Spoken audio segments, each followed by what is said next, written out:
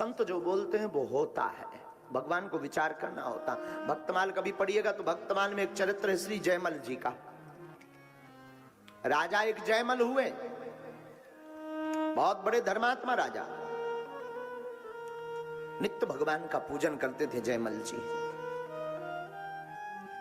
नित्य भगवान का ध्यान करते थे, भगवान श्री हरि के उपासक थे जयमल जी। राजस्थान के मेड़ता रियासत के राजा थे आप, आपका नाम था राजा जयमल। राजा ठाकुर जी की सेवा अपने हाथों से करते थे, भगवान को भोजन अपने हाथों से बनाते और अपने हाथों से ठाकुर जी का श्रृंगार करते। तो राजा जयमल अपने हाथों से 10 घड़ी तक की सेवा करते थे, 10 घड़ी। राजा का एक भाई जो था वो बड़ा अत्याचारी, वो भी राजा था, लेकिन वह जो है एक समृद्ध राज्य था मंडोवर, मंडोवर राज्य का वो भी राजा था, लेकिन अति लालच के कारण वो भगवान की भक्ति नहीं करता था और अपने भाई जयमल से द्वेष रखता था, ईर्ष्या रखता था।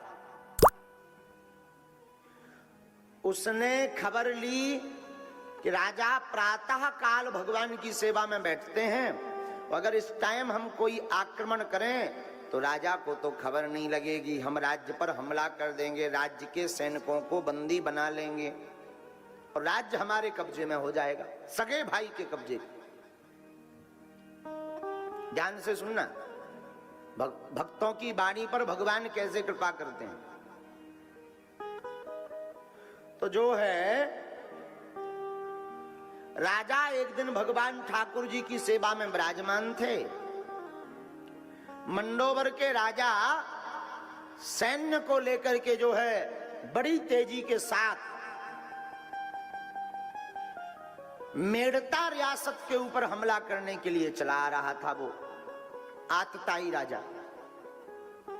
लेकिन राजा जयमल जी तो ठाकुर जी की सेवा में थे। प्रभु जी तुम बिन कौन हमारो, प्रभु जी तुम बिन कौन हमारो। वो तो राघव जी की, श्री हरि जी की सेवा में मस्त थे। राजा आक्रमण की सूचना जब सेना के जो सेनाध्यक्ष थे, सेनापति, उनको पता लगा तो वो बड़े विचलित हो गए। आपातकालीन मीटिंग हुई लेकिन निर्णय नहीं निकल सका कि क्या करें। तो सेनापति बड़ा चतुर था, बुद्धिमान था, राजा की माताजी से कहा कि आपको वो पूज्या भाव में देखते हैं, आप केवल इतनी खबर दे दीजिए कि जो है मंडोवर के राजा ने आक्रमण कर दिया, क्या हमला करना है या चुप बैठना है या संधि करनी है। सिर्फ एक जवाब मिल जाए, बाकी हम सब निपट लेंगे। तो राजा का माताजी के प्रति तो पूज्या भाव था। पूजा करते समय उनकी माताजी ने खबर दी तो राजा ने सिर्फ सेवा करते करते आंखों में आंसू भरे थे, भगवान की तरफ निहारते हुए सेवा कर रहे थे। तो सिर्फ एक ही शब्द कहा, मां जो होगा अच्छा होगा, भगवान जी जाने, वो अपने आप सब निपट लेंगे।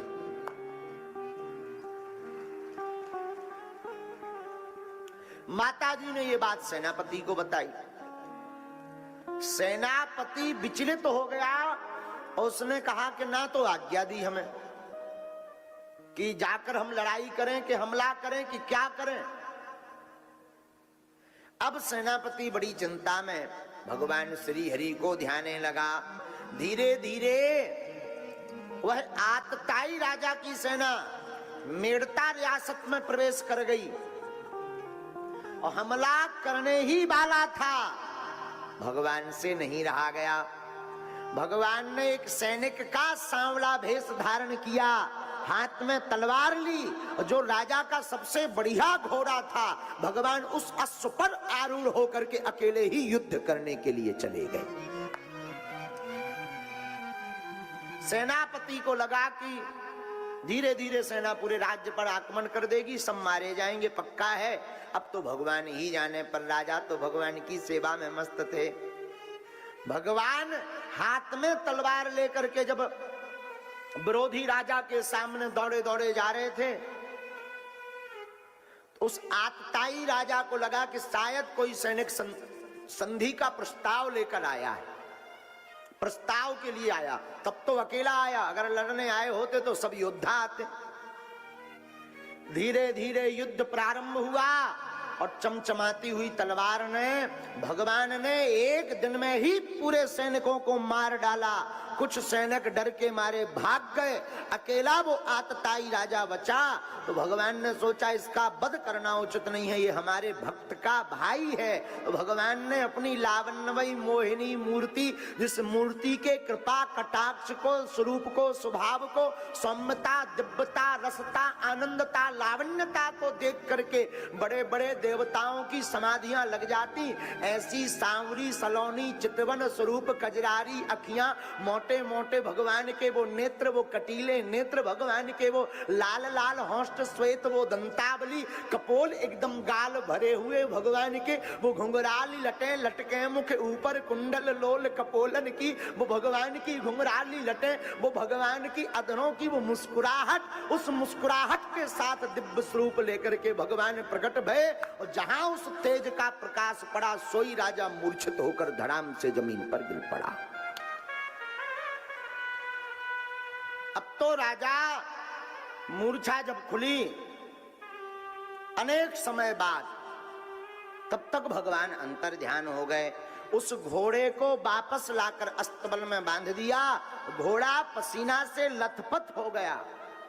उधर राजा जब पूजा करके निपटे तो याद तो था ही कि हमारे भाई मंडोदर के राजा ने हम पर आक्रमण कर दिया।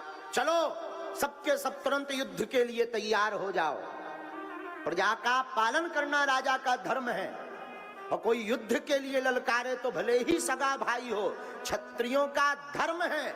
अगर कोई युद्ध के लिए ललकारे तो क्षत्रियों में चाहे वो पिता हो या पुत्र, युद्ध करना चाहिए। राजा तैयार हो। सेनापति घोड़ा लेने गया तो घोड़े की हालत देखी, अरे राम राम राम राम राम, पसीना से लथपथ है भैया।